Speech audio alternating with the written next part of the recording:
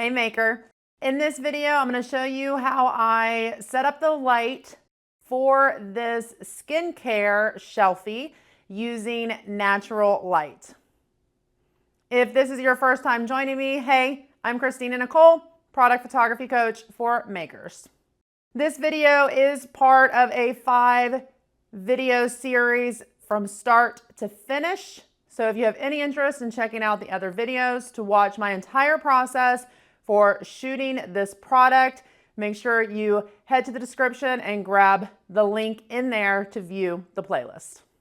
I want to start off by giving you a little trick that's going to be great for beginners when it comes to learning how to look at the light that you have available to you and modify it. So I recommend go ahead and get your camera set up on a tripod, get your image framed so that you can view the image through your camera. After you do that, what I want you to do is kind of shoot your exposure up pretty high like you see here in this video. My light is shifting a little bit, so I'm going to go ahead and increase that exposure a little bit more. What this does is it shows you where you have a presence of more light in your image. This is helpful when you actually go to edit. Sometimes it's really challenging to see the light in your photo when you're capturing it, but when you go into editing and you look at increasing your exposure, you start to notice that parts of your image blow out, you lose the detail before other parts do. So if your goal is to achieve this kind of even light source and make sure that all areas of your photo is properly exposed, this is a great trick to try, and it's going to help you modify your light better. So I'm going to go ahead and leave this kind of overexposed here in the camera, and we're going to start with the modification.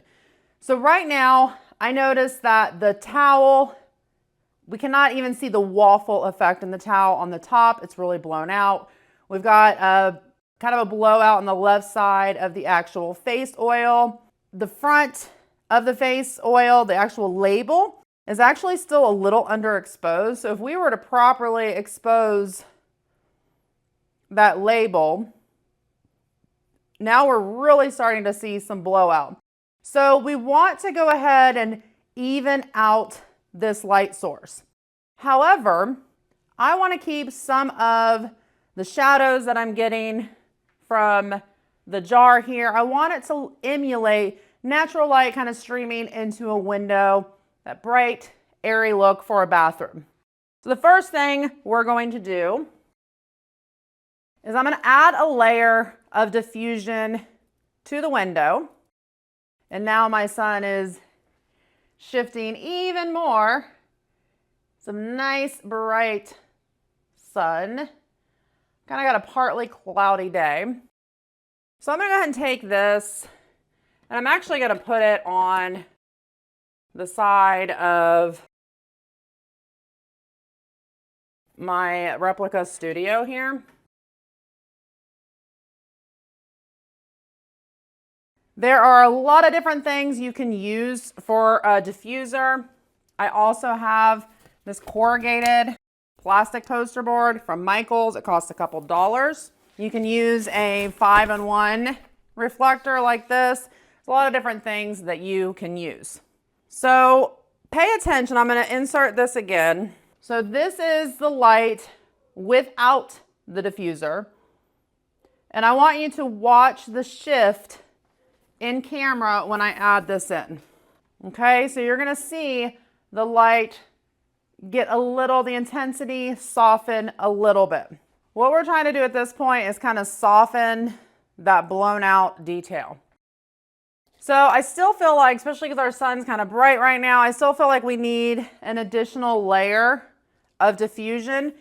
But every time you add a layer of diffusion, these shadows are going to soften, okay?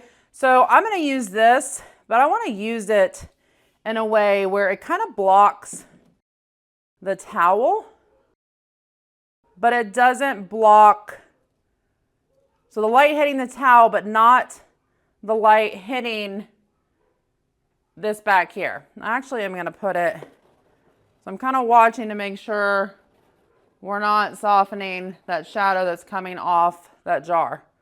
And the next thing we're going to do for this one is I'm actually going to place a reflector on this side.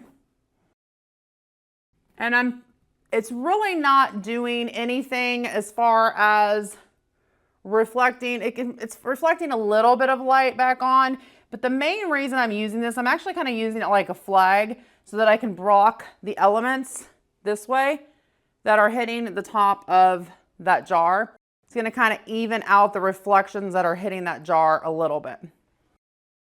But now as we look, so let's kind of go ahead and take this down a little bit.